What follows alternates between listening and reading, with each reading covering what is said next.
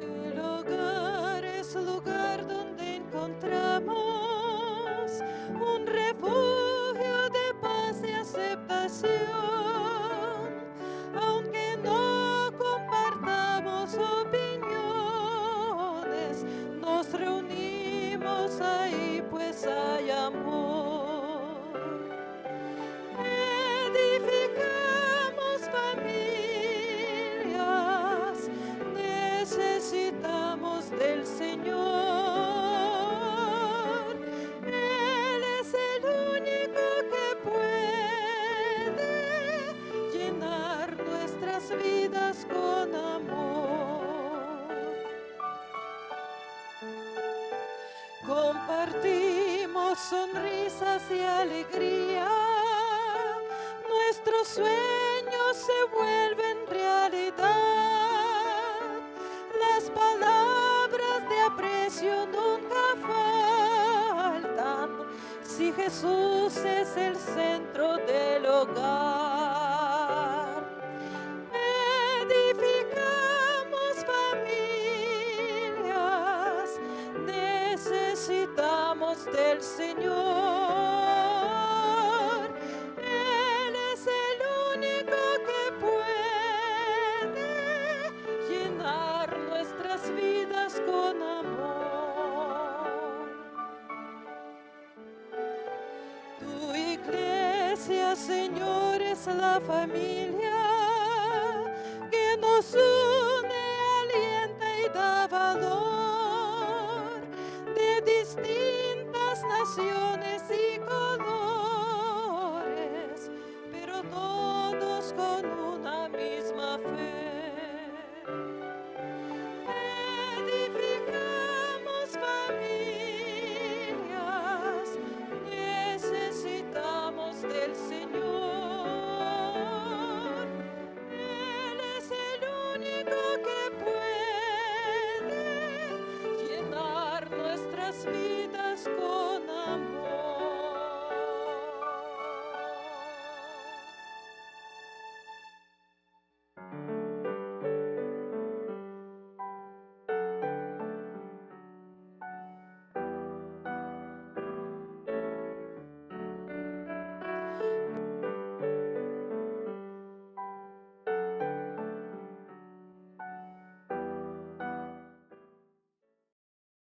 Bienvenidos sean, queridos hermanos. Agradecimiento hay en este día por permitirnos entrar a tu hogar por medio de la red de canales del Evangelio Eterno. Estamos agradecidos en este día, estamos orando, suplicando su cobertura y protección sobre el matrimonio, sobre la familia, que es institución sagrada del Señor. Te damos la bienvenida a ti que por primera vez sintonizas la red de canales del Evangelio Eterno todos los jueves como ministerio de oración, como matrimonio. Sergio Huerta, Yolanda Huerta, estamos llevando, hermanos, el matrimonio, la familia, que es sagrado para el Señor. Y queremos invitarte, querido hermano, no dejes de hacer tu culto familiar. Únete con tu familia, con tu esposo, con tus hijos, a estar suplicando esa cobertura que cada uno de nosotros necesitamos como Padre y dirección con el Espíritu Santo. Este día estaremos llevando, hermanos, la palabra de Dios, que es el cimiento y la plataforma de la verdad. Pero queremos, Sergio, consagrar el tiempo de la familia en las manos de Dios. Los padres, las madres, necesitamos cada día la luz y la dirección del Espíritu Santo para que Dios nos dé la sabiduría que necesitamos como padres y abuelos de enseñar lo que Dios deja para la familia. Por eso vamos a hacer la oración para que el Señor dirija este ministerio y que cada día, a través de un escrito seamos sensibles a la voz de Dios. Nos vamos a poner de rodillas. Si no puedes arrodillarte porque estás en un lugar público o estás enfermo, dobla rodillas espirituales. Pero cada vez que busquemos el rostro de Dios, hagámoslo con reverencia. Vamos a hacer la oración. Padre amado, estamos ante tu presencia con un corazón humillado, un corazón quebrantado. con tristeza y con dolor, Señor mío. Hemos visto que hogares se desbaratan, familias divididas, Señor, hijos que están fuera de tu camino. Perdona, Señor, la indiferencia. Sabiendo hacer lo bueno, no lo hacemos. Perdona el pecado. Danos la oportunidad, Señor, de enderezar nuestros caminos, que nuestro hogar, Señor mío, tú lo cubras, tú lo guardes. No tomes en cuenta el pecado. Da gracia en el arrepentimiento. Te ruego ante todo por la familia, por el hogar. Te pido por nuestros hijos y nietos. Pon un cerco protector, Señor amado. Aquí de rodillas presentamos, Señor, tu palabra sagrada, esa palabra que vivifica, esa palabra, Señor mío, que reafirma la verdad. Y te suplico una bendición especial para el hogar y la familia. Gracias, mi Padre y mi Dios, por haber escuchado estas humildes palabras. Amén, amén, amén. Amén, queridos hermanos, estamos llevando en este día el culto familiar. Y quisiéramos mencionar la palabra de Dios, que es la base del ministerio de oración, la palabra de Dios, que está en el libro de Mateo 5:4. Dice así, Mateo 5:4. Bienaventurados los que lloran, porque ellos recibirán consolación. Queridos hermanos, lo que se va a llevar en este día, lágrimas que son lágrimas derramadas, no son en vano. ¿Cuántas veces, hermano, las manifestaciones en una oración se hacen cuando derramamos nuestro corazón, ya sea por dolor, por arrepentimiento o por alegría? Pero quiero decirte que esas lágrimas las sostiene el Señor. Nunca pasa por indiferente un ruego cuando uno derrama el corazón ante Dios. Y en este día se va a testificar, hermanos, que cada manifestación de esas lágrimas trae bendición y es un propósito que el Señor da para que cuando lo busca con sinceridad, el culto familiar. Estamos pidiendo a Dios que Dios dé gracia, hermano, en esa oración que estás elevando ante su presencia. Sergio, derramando lágrimas, ¿verdad? Como en este día se está llevando. Así Amén. es. La palabra de Dios, hermanos, es la que nos enseña. La palabra de Dios, hermanos, es la que nos viene a convencer de la propia naturaleza del hombre, porque hay circunstancias, porque hay momentos en que este cuerpo físico, hermanos, se conduele por diferentes circunstancias que nos afectan. No parece lógico decir que son felices los que lloran, pero para entenderlo, hermanos, hay que saber que hay diferentes causas por las cuales el hombre llora. Llora por una triste noticia que ha recibido, puede llorar por un dolor físico o por un dolor moral, pero también hay lágrimas de alegría, hay lágrimas de gozo, puede haber lágrimas de arrepentimiento, puede haber lágrimas para solicitar perdón o para conceder el perdón o por cualquier otra causa. Para la gente en común, hermanos, el derramar las lágrimas es un síntoma de debilidad, pero para el creyente es la fuerza que lo une a Dios, que es misericordioso, porque Él así lo ha prometido. A través de todo el registro bíblico, la Escritura nos enseña que el mismo Señor Jesús lloró y que algunos siervos de Dios, algunos discípulos de Dios, por diferentes circunstancias derramaron lágrimas. Así nosotros aprendemos por la Biblia que el apóstol Pedro lloró cuando negó 3 veces a nuestro Señor Jesucristo. Pablo, hermanos, lloraba y se conmovía por presentar el mensaje de la salvación. El profeta Jeremías, él también lloraba por los pecados del pueblo en intercesión porque él los sentía como suyos. Ezequías, hermanos, es contestada su oración porque estaba enfermo. Dios lo escucha y lo sana. Nuestro Señor Jesucristo se compadece por la viuda de Nahim, esta mujer que iba a enterrar a su único hijo.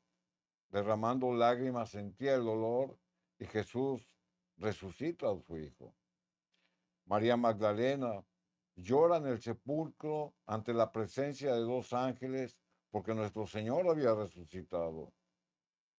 Jesús perdona a la mujer pecadora con lágrimas y ella, enjugando sus pies, lo seca. Y así hay varios ejemplos en las Escrituras que nos muestran cómo las lágrimas, hermanos, que son derramadas no son vanas.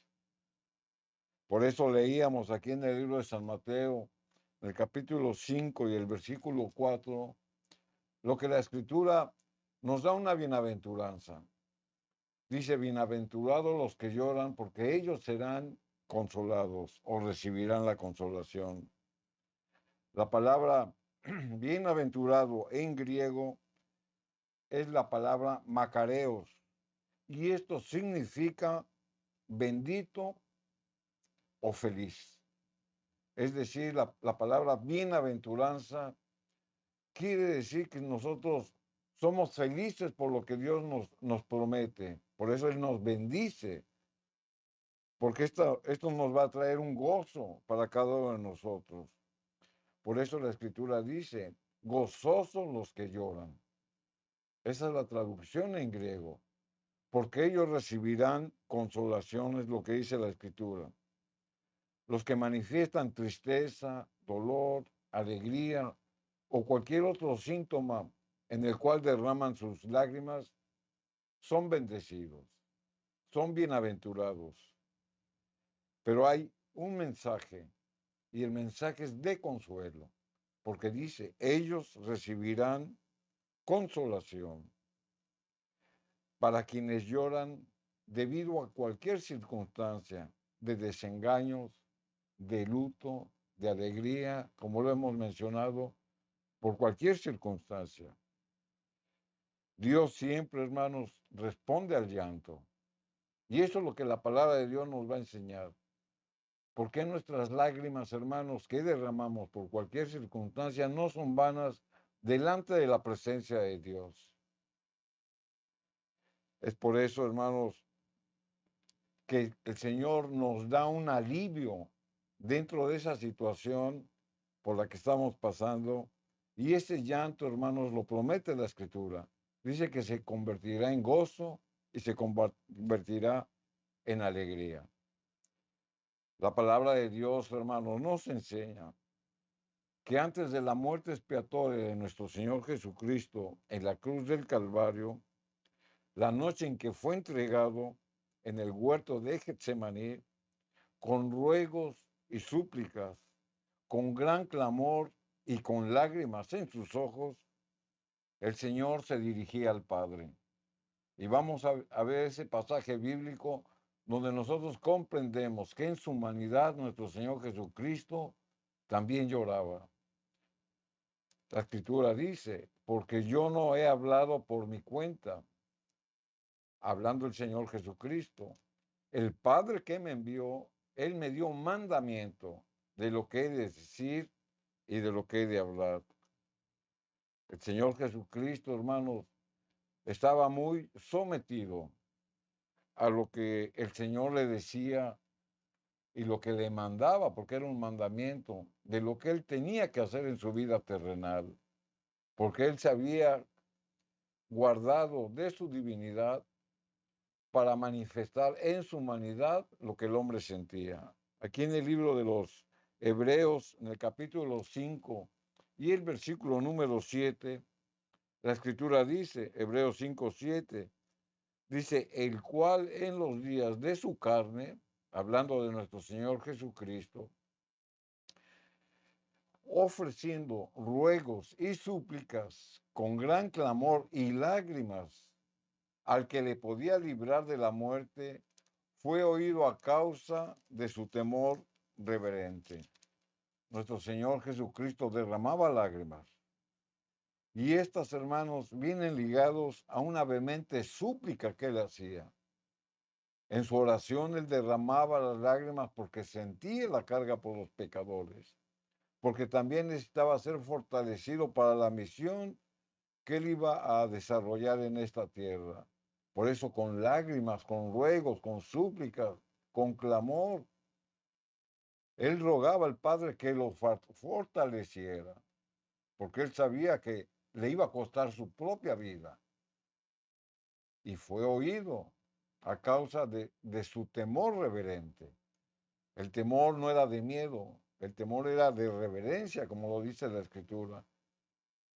Era un temor en el cual se sometía a la voluntad de Dios. Pero esta fue una manifestación de nuestro Señor Jesucristo al derramar las lágrimas. Por eso Jesús nos comprende. Porque Él derramaba lágrimas, hermano, porque era dirigido por el mismo Espíritu Santo y porque en su humanidad Él se quebrantaba.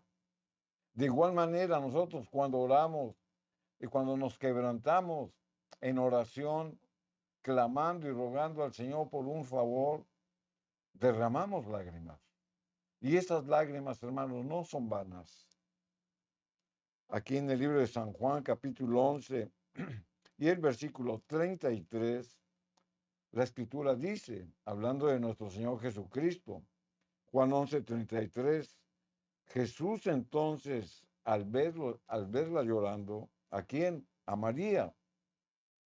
Y a los judíos que con ella estaban también llorando, se conmovió en espíritu y se turbó. La misma Escritura nos enseña, hermanos, cómo Jesús sentía el dolor por los que sufrían. En este pasaje bíblico, hermanos, nos enseña que el llanto de María y de sus amigos era genuino, pero no el de los judíos, que solamente eran lamentaciones superficiales, características de los funerales del Medio Oriente. Jesús se conmovió al ver el llanto sincero y humilde causados por un dolor. Aquí en el versículo 34 y 35 de Juan 11, la Escritura sigue diciendo, y Jesús dijo, ¿dónde lo pusiste? Y aquí estamos hablando de cuando Lázaro muere. O sea, como la familia estaba conmovida. Jesús había llegado retardado y Lázaro había muerto. Por eso los encuentra en esa situación de lamento y de lloro. Sin en cambio, Jesús le pregunta a María, ¿y dónde lo pusiste? ¿A quién? A Lázaro, que ya había pasado al descanso. Y le dijeron, Señor, ven y ve. Y después que pasa, Jesús llora. Jesús manifiesta el dolor por la escena que estaba viviendo. En su humanidad, hermanos, Jesús fue conmovido por el dolor humano y lloró. Lloró con los afligidos. Su corazón compasivo y tierno se conmueve hacia los dolientes. Es por eso que Jesús nos entiende. En este caso, cuando se pierde un ser querido, un ser amado, y nosotros derramamos lágrimas de dolor, de tristeza, de aflicción, Jesús se duele con nosotros, porque él mismo sintió la muerte de su amigo Lázaro, y él se conmovió en esa escena. Él llora con los que lloran. Él se regocija con los que se regocijan.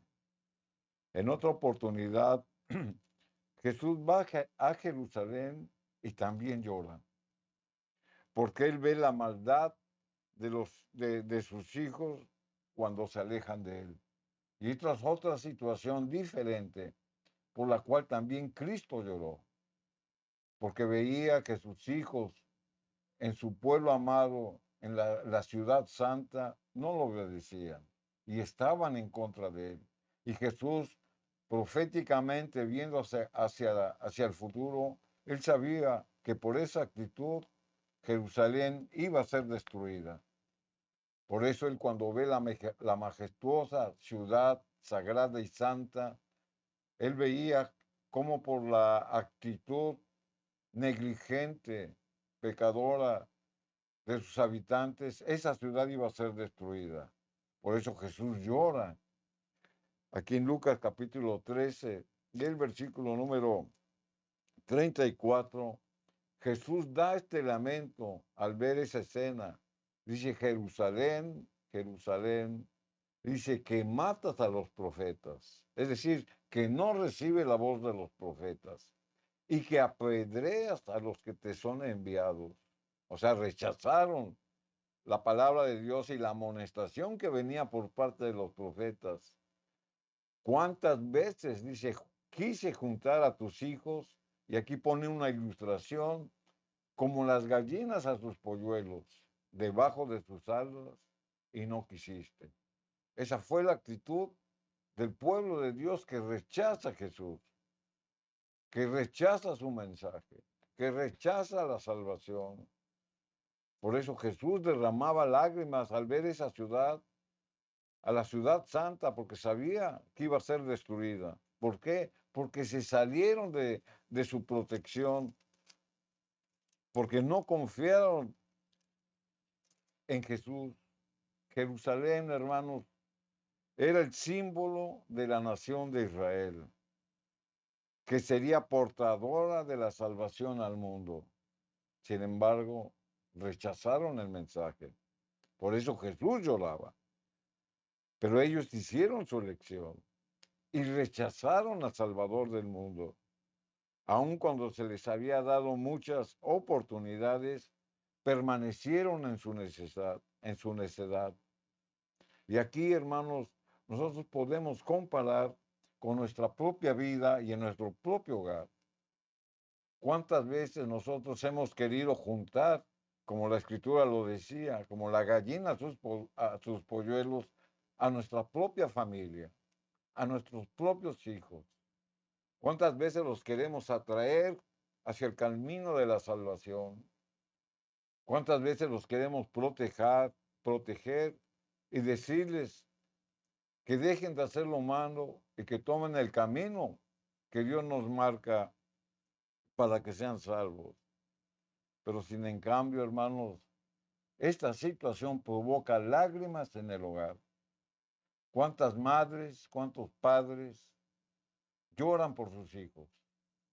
Porque se descarrían, porque se alejan de Dios, porque no se quieren comprometer, toman decisiones equivocadas por su inmadurez, porque no se dejan llevar por el consejo de los padres. Es por eso que si Jesús se conmovía y se dolía por esos hijos rebeldes, es la misma situación de nosotros como padres. Lloramos y derramamos lágrimas, porque al igual que Jesús veía que esa ciudad, por la actitud de sus habitantes, iba a ser destruida, así el padre de familia ve como una actitud negligente y en rebeldía de sus hijos por hacer lo que ellos quieren y por no obedecer la voz de los padres, los puede llevar a una vida de dolor, a una vida de sufrimiento. Por tomar decisiones erróneas y equivocadas, ellos mismos, hermanos, están causando un mal para su propia vida. Y ahí es donde las lágrimas de los padres se manifiestan. Y al igual que Jesús derramaba sus lágrimas. Lucas capítulo 19, versículo 41 y 42, la escritura dice, y cuando llegó cerca de la ciudad al verla, lloró sobre ella. Él ya había llorado en las colinas cuando veía la ciudad de Jerusalén en todo su esplendor, por la actitud de sus habitantes. Pero cuando se acercó más a ella, dice la escritura, lloró sobre ella, diciendo, oh, si también tú conocieras o conocieses, a lo menos en este tu día, lo que es para tu paz, más ahora están encubiertos tus ojos. Jesús intercedía porque sabía, hermanos, que venía una destrucción en esa ciudad, porque no entendían. Desde el monte de los olivos, Jesús contempló la ciudad y su majestuoso templo. Y al verla, Jesús lloró públicamente, porque veía lo que los demás no veían. Y esa es la actitud de los padres que aman a sus hijos y que aman a su hogar. Ellos ven más de lo que los hijos pueden ver en ese momento, porque son cegados por las circunstancias, son cegados por el momento, son cegados por los placeres que ofrece el mundo. Y esa situación cuesta lágrimas a los padres, lágrimas porque saben que el camino que están tomando sus hijos, sus amados, no es el correcto. Y Jesús lo sentía, Jesús lo sentía. ¿Cuántas veces los padres amorosos advierten a sus hijos de los peligros y trampas que el adversario pone? Y eso causa lágrimas, eso causa tristeza y dolor para el padre. Sin embargo, hermanos, en ocasiones son los mismos padres los que no se preocupan. Y esta es otra situación contraria, que también la Biblia contempla. Y que también nosotros, hermanos, como responsables de nuestro hogar, tenemos que hacer nuestra parte. Porque así como hay padres amorosos que se preocupan por mantener su hogar en unidad y por educar a sus hijos, por disciplinarlos, por corregirlos, por orientarlos, también hay padres negligentes que abandonan su responsabilidad. Y ahí es donde el adversario, hermanos, entra como un ladrón y roba el tesoro más precioso para cada uno de nosotros, que puede ser nuestros propios hijos. Por Amén. eso en esta oportunidad, hermanos, estamos considerando el tema de que las lágrimas derramadas no son vanas. Amén. Está llevando el culto familiar, el hogar. Padres y madres, por muy urgentes que sean tus negocios, tu trabajo, no dejemos de reunirnos al torno del altar de Dios. Recordemos que nuestros amados están expuestos al peligro. Pidamos que los santos ángeles de Dios guarden tu hogar, guarden tu entrar y tu salir. Las oraciones que se elevan constantemente son por familias desbaratadas, son por hogares deshechos, son por hijos que están adictos a tanta adicción que el enemigo ha puesto. Pero hay descuido, hermano, especialmente cuando los pequeños son chiquitos, hermano, y se ponen en manos equivocadas. ¿Tú sabes en qué manos estás dejando ese bebé, a ese niño? ¿Qué trasfondo espiritual tiene esa persona? No descuidemos, hermano, la niñez. El mismo Señor Jesucristo en el libro de Proverbios nos dice, instruye al niño en mi camino. ¿En qué camino? En el de él. Y aun cuando fuere grande, no se apartará de mí. Es importante, padres, madres, cuando hay pequeños, que enseñemos a los niños principios. Que esas bases, hermanos, van a formar el carácter de él desde pequeño. Tengamos ese tiempo, porque la primera madre es la maestra, no es la iglesia, no es la escuela secular. Eres tú, madre, el que vas a enseñar a tu pequeñito la obediencia a Dios, el temor a Dios. No tomemos por indiferente, hermanos, lo que se está llevando en este día. Hay lágrimas, hay dolor, pero también hay lágrimas de alegría cuando vemos, hermano, que nuestro hogar, nuestra familia está edificada en la roca. El culto familiar, hermano, no es nuevo. El culto familiar fue establecido desde el jardín del Edén. Ahí el Señor tenía una relación, una comunicación con ellos. Y el hablar con Dios es oración. En este día las lágrimas que se derraman, los sufrimientos que se pasan. Pongámoslo, hermano, en el altar de Dios. Esas lágrimas que se derraman por ver la salvación de tus hijos, que el Espíritu Santo cautive la mente y el corazón del joven. Nunca pasa por largo la indiferencia del Señor. Insistimos en que se lleve el culto familiar. Pedimos protección, cobertura. Como dijo el salmista, ¿de dónde vendrá mi socorro? Y él afirma, mi socorro viene de Jehová, de ese Dios creador, de ese Dios redentor que hizo el cielo y la tierra. Es la diferencia entre la idolatría. Clamamos un Dios poderoso. Por eso en este día te invitamos a que abras las puertas de tu hogar para que Cristo domine ese hogar, para que el Espíritu Santo edifique familia. Busquemos cada día la oración, busquemos cada día el estudio de su palabra. Cuando tú hablas con Dios, estás hablando de la necesidad que tienes, y cuando tus ruegos los has depositado con lágrimas, el Señor ve la intención que tienes. Pero Él te va a contestar con un escrito está. Abre este santo libro, ahí tienes el manual, ahí tienes la dirección de Dios. No necesitamos psicología humana, necesitamos la sabiduría de Dios. Si todos fuéramos obedientes a sus principios y mandamientos, este mundo no estaría convulsionado de lágrimas, no estaría convulsionado de tristeza. Viviríamos en un mundo de paz y seguridad. 10 garantías de regalo que el Señor nos dio.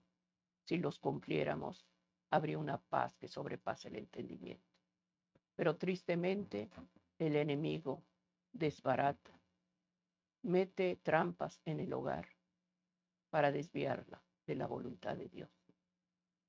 Pidamos en este día que la gracia del Espíritu Santo acompañe tu oración y mi oración y que el hogar esté edificado en la roca, donde ese cimiento esté en firmeza. Y aunque vengan problemas, situaciones, esa casa se mantiene firme, porque el que la sostiene es nuestro Señor Jesucristo. Por eso estamos llevando lágrimas, las lágrimas no son en vano. Amén. Sí. Así es, en cierta oportunidad, el rey David y sus hombres salieron de su ciudad para pelear en contra del adversario, en contra del enemigo. Sin embargo, dejan su hogar desprotegido. Y esto es causa de dolor, de llanto y de lágrimas.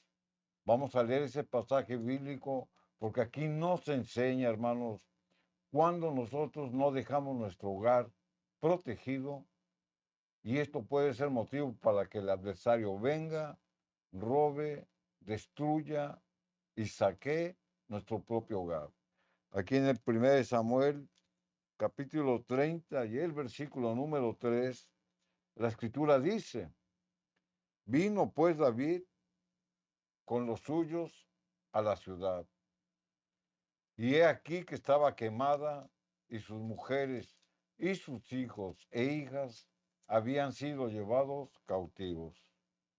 Después de un viaje de 3 días donde David y sus hombres salieron a pelear en contra del enemigo, regresan a su hogar, pero encontraron una escena de desolación. El enemigo aprovechó su ausencia y su descuido de no haber protegido su hogar, y su ciudad fue saqueada y quemada, y sus mujeres y sus hijos fueron cautivos por el adversario. Qué situación tan triste, porque David, hermanos, salió de su ciudad a cumplir con su responsabilidad, pero se olvidó de dejarla protegida. Y esa es la pregunta para cada uno de nosotros. Cada uno de nosotros tenemos responsabilidades, tanto el hombre como la mujer, y salimos a cumplir con esas responsabilidades. Sin embargo, hermanos, antes de salir, tenemos que dejar nuestro hogar protegido para que si se presenta el adversario, el ángel de Jehová, hermanos, esté aguardando, esté protegiendo ese hogar, porque en ese hogar hay oración, hay una protección divina y espiritual que los padres deben de manifestar en su propio hogar. Siguiendo con este pasaje bíblico en 1 Samuel 30 y el versículo número 4, la escritura nos dice: entonces David y la gente que con él estaba alzaron su voz y lloraron hasta que hasta que les faltaron las fuerzas para llorar. ¿Se da cuenta cuál fue la situación de ellos de cuando regresan a su casa?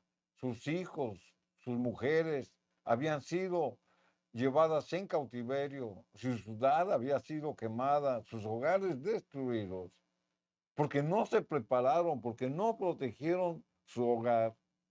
¿Cómo entonces sale uno de la casa deseando querer tener éxito en nuestro trabajo, en nuestro oficio, en nuestros negocios, en nuestra vida civil? Si dejamos desprotegido nuestro hogar, ¿de qué sirve? ¿De qué sirve que tengamos éxito fuera de la casa si nuestro hogar está desprotegido? Ahí va a venir la destrucción, porque va a venir el adversario y va a saquear. Por eso ellos lloraron. Y dice la escritura que hasta que les faltaron las fuerzas. Indudablemente ellos sentían una impotencia y un cargo de conciencia, porque no habían protegido su hogar. Sus soldados, llenos de dolor y de ira, estaban dispuestos a tomar cualquier medida desesperada y hasta llegaron a amenazar en apedrear a David, porque veían en David que era el responsable por no haber protegido la ciudad. Aquí en el versículo número 6 de 1 Samuel 30, la escritura lo dice. Versículo 6, la escritura dice: y David se angustió mucho porque veía la situación desesperante, porque el pueblo hablaba de apedrearlo, pues todo el pueblo estaba en amargura de alma. Esa situación de dolor, de tristeza, de frustración se manifestó en una ira, y ellos buscaban un culpable. Y ellos veían a David como culpable porque no tomó medidas para proteger su ciudad. Cada uno, dice, por sus hijos tenían esa amargura de alma, por sus hijas. Mas David, ¿qué hizo? Mas David se fortaleció en Jehová. O sea, David no se quedó con los brazos cruzados viendo a ver cómo se desarrollaban los hechos, sino que él consultó y se fortaleció a Jehová. En esta situación, David hizo lo que debió de haber hecho al principio: buscar a Jehová. Ahora bien, hermanos, esta es una enseñanza para nosotros. Antes de que dé usted un paso fuera de su casa, debe de dejar su casa protegida. Por eso es el culto familiar. Por eso es la oración. Para pedirle al Señor que proteja la vida de nuestros hijos que también salen del hogar. Enseñarles que la oración es lo único que los va a proteger en su vida cotidiana. Orar por la esposa, por el esposo, por los hijos, por nuestros amados. Y después de eso, entonces sí, vaya usted a buscar la provisión diaria fuera de su hogar. Evitémonos, hermanos, estas situaciones, como la que la escritura nos pasa en el caso de David. Ahora bien, la escritura, hermanos, nos enseña que el Señor no es indiferente a las lágrimas del hombre, que el Señor, hermanos, esas lágrimas las guarda. Vamos a ver lo que dice el salmista aquí en el Salmo 56 y el versículo 8. Dice la escritura: mis huidas tú has contado. O sea, se está refiriendo a la persecución, a maltrato, a los problemas que él sentía. Por eso decía: mis huidas tú has contado, que eran muchas, porque él había pasado muchas tribulaciones como usted y yo lo estamos pasando. Problemas, indiferencias, muchas cosas que vienen a nuestra vida. Por eso la escritura decía: La oración de David se estaba comunicando con el Señor. Dice, mis huidas tú has contado. Tú conoces mi vida, mis problemas, mi situación. Y luego dice, pon mis lágrimas en tu redoma. No están ellas en tu libro. La escritura, hermanos, nos habla de David, de su vida que había llevado tormentosa, de problemas y situaciones contrarias para él. ¿Por qué? Porque el adversario, hermanos, lo atacaba en cada momento.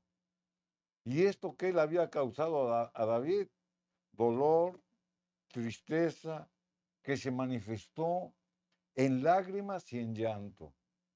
Y eso es lo que nos pasa. Derramamos lágrimas, derramamos llanto por tratar, hermanos, de corregir lo que debimos de haber prevenido si hubiera existido una vida de oración. Por eso la escritura dice, pon mis lágrimas en tu redoma. Ahora bien, ¿pero qué es un redoma? Un redoma, hermanos, era un recipiente y para ello vamos a mostrar una pequeña ilustración de lo que significaba el redoma para entender lo que la escritura está diciendo. Un redoma, hermanos, es un recipiente como este. Es un recipiente, en aquel entonces era de odre o una vasija, que tenían la base ancha, pero tenían el cuello delgado, para que todo lo que se depositara dentro del redoma no se desperdiciara y no se cayera fuera de esta vasija. Y el salmista muestra con algo que ellos conocían para darles un conocimiento de lo que no conocían. Por eso él comparaba y le decía a Dios, dice, pon mis lágrimas en tu redoma. Es decir, que no pasen desapercibidas, que no se caigan, que no se desperdicien. De esa misma manera, el salmista le está diciendo al Señor que cada lágrima derramada, Él conoce y Él guarda en su redoma. Y después, hermanos, la Escritura nos da la explicación. El redoma al que se estaba refiriendo de una manera literal, porque era algo que ellos conocían, se estaba refiriendo a algo espiritual. Por eso dice, no están ellas en tu libro. El redoma de Dios son los libros que están en el cielo donde están registradas todas nuestras acciones, pensamientos, nuestras obras, todo lo que el hombre hace está registrado en los libros del cielo, pero también están registradas cada lágrima que derramamos. Por eso el salmista decía, pon mis lágrimas en tu derroma, en tu redoma. ¿Esto qué quiere decir? Que cada lágrima que derramamos están registradas en los libros del cielo, como si el Señor, hermanos, guardara en su redoma nuestras lágrimas. O sea, es una ilustración muy bella, donde ahí vemos, hermanos, cómo el Señor, cada lágrima que nosotros derramamos, Él las guarda como algo precioso, ya sean lágrimas de dolor, de sufrimiento, de alegría, de tristeza, ya sea las lágrimas que derramamos por perder un ser amado, cada lágrima, hermanos, Dios las guarda en su redoma, porque así está escrito. Y el simbolismo de eso, ¿qué quiere decir? Que están escritas, que están registradas en los libros del cielo. La Biblia, hermanos, también nos enseña que hay llantos de quebrantamiento por alguna situación difícil. Vamos a recordar la vida de Ana, que le pedía al Señor con lágrimas en sus ojos que le concediera la dicha de ser madre, porque ella era estéril. 1 Samuel capítulo 1, versículo 10, la escritura dice, con amargura de alma, ella con amargura de alma oró a Jehová y lloró abundantemente. Ana tenía una necesidad, tenía un deseo. Ella quería suplicar quería que el Señor se mostrara en su vida, pero se sometía a su voluntad. Pero la Escritura dice que tenía una amargura, porque ella sufría, porque en aquel entonces, hermanos, y esto lo tenemos que subrayar, en ese entonces, o sea, veían mal a la mujer que no podía tener hijos, en ese entonces. Por eso ella era señalada por los demás. Y ella sentía ese desprecio inclusive en su propia familia.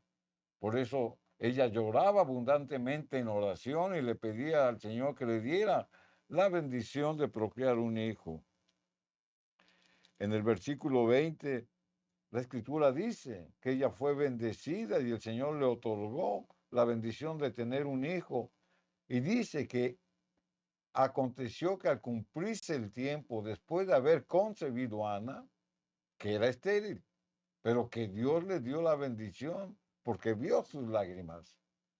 Después de haber concebido a Ana, dio a luz un hijo, le puso por nombre Samuel, diciendo, por cuanto lo pedía Jehová.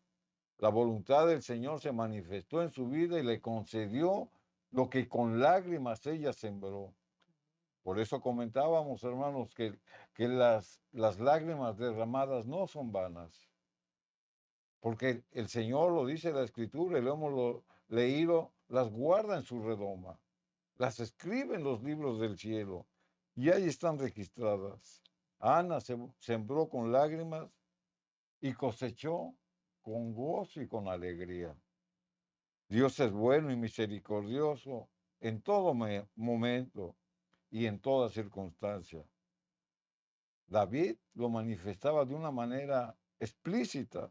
Aquí en el Salmo número 6 y el versículo número 6, la Escritura dice, me he consumido a fuerza de gemir.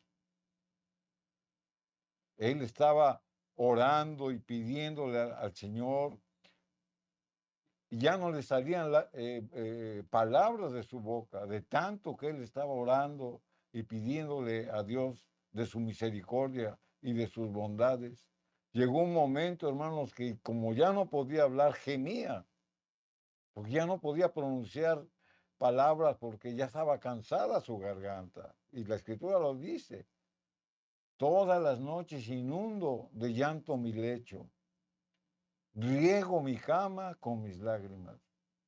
Obviamente esta es una ilustración de cómo David se sentía, hermanos, que Dios veía sus lágrimas. Él en su humanidad físicamente, hermanos, hacía lo posible para que Dios contestara de su oración. Pero al no sentir esa plenitud, hermanos, la Escritura dice que él toda la noche oraba al Señor y pedía de su misericordia. Y la Escritura lo presenta de esta manera gráfica. Dice, inundo de llanto mi lecho. Era tanto lo que lloraba, hermanos, por la necesidad que él tenía, que el Señor veía su corazón. Porque recordemos que la vida de David, hermanos, fue una vida atribulada. Tuvo momentos, hermanos, donde él guardó fidelidad a Dios, pero también tuvo momentos de debilidad.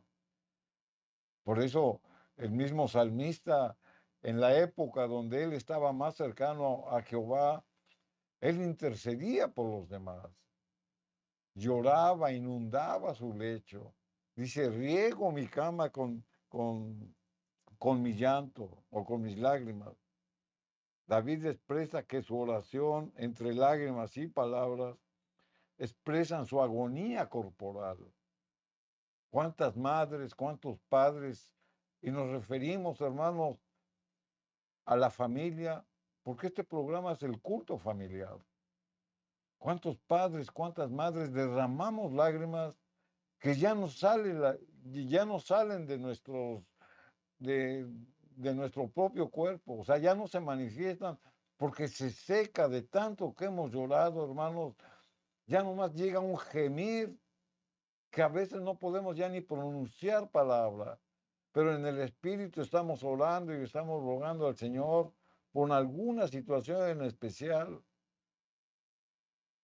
Lo que más le duele a los padres, hermanos, no es la economía, no son las cosas que van a perecer, no son las cosas materiales. Lo que más le duele al padre es su propia sangre, sus hijos. Eso es lo que más dolor causa y desesperación.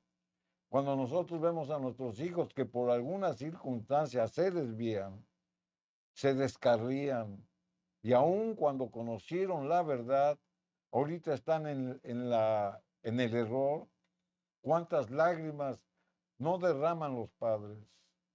Lamentablemente, los errores de los hijos, hermanos, causan dolor, tristeza y sufrimiento. ¿Cuántas madres y padres no oran porque sus hijos a causa de sus errores están en prisión, están pagando por penas que cometieron por sus errores? Todo eso, hermanos, causa dolor, quebrantamiento. Por eso David lo decía muy claro. Dice, he consumido mis fuerzas de gemir, porque ya no podía hablar.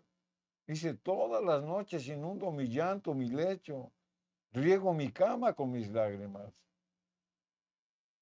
Sin en cambio, hemos aprendido, hermanos, porque la Biblia así lo dice y lo hemos leído, que cada lágrima que usted derrame, el Señor la guarda en su redoma.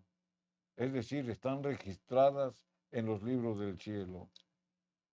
Esta es una clara relación del dolor físico y del dolor espiritual. Por ello, lo expresa de esa manera. Sin embargo, hermanos, antes de que termine su lamentación con lágrimas, Dios le responde. Y Dios responde nuestras oraciones. Aquí en el versículo 8 y 9 de Salmo 6, ahí vemos la respuesta de Dios al estado de amargura que tenía David. Apartaos de mí, todos los hacedores de iniquidad, porque Jehová ha oído la voz de mi lloro. Ahí está la promesa. Tantas lágrimas derramadas, tantas noches que se pasó en vela, tanta angustia que sintió su cuerpo, tantas palabras que le faltaron por expresar, porque estaba gimiendo.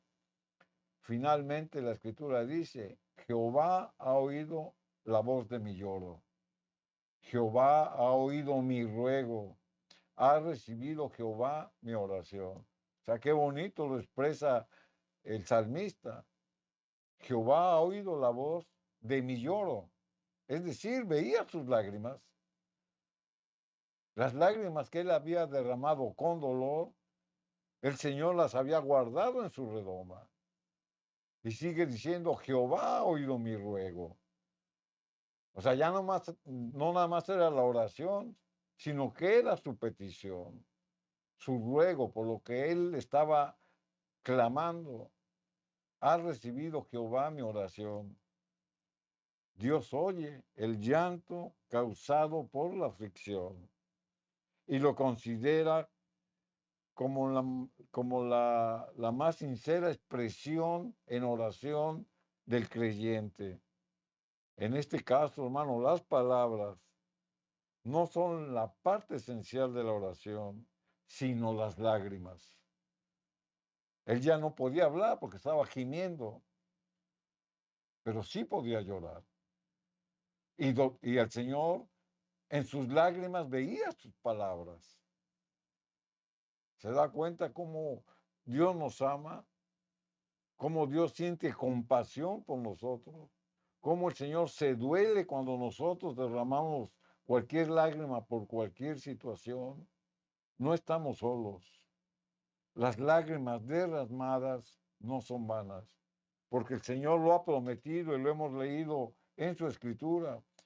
Dice que el Señor guarda esas lágrimas en su redoma.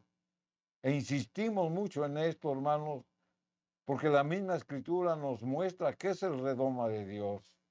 El redoma de Dios son toda lágrima que ha derramado, están registrados en los libros del cielo. Por eso insistimos que las lágrimas que usted derrama, hermanos, no son vanas. Dios las está preservando en la eternidad. y están registradas y nadie las puede borrar. Por ello, algunas veces Dios contesta nuestra oración al igual que David.